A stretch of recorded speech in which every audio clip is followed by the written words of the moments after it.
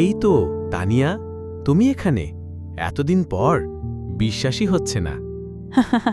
রাফি, সত্যিই তো তুমি। আমি ভাবতেই পারিনি আজ এখানে তোমার সঙ্গে দেখা হবে। আমি হেঁটে হেঁটে পুরনো জায়গাগুলো দেখতে এসেছিলাম, মনে পড়ছিল আমাদের স্কুল জীবনের কথা। তুমি? আমি এখানে প্রায়ই আসি, কিছুক্ষণ একা থাকতে ভালো লাগে। আজ যেন এই দেখা একদম সিনেমার মতন লাগছে। তোমার কথা খুব মনে পড়ে মাঝে মাঝে। বন্ধুত্বটা কেমন যেন হারিয়ে গিয়েছিল।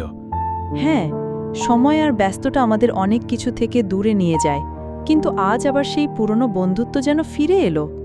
চলো একটু হাঁটি, অনেক কথা জমে আছে। চলো রাফি, আজ অনেক কথা বলবো।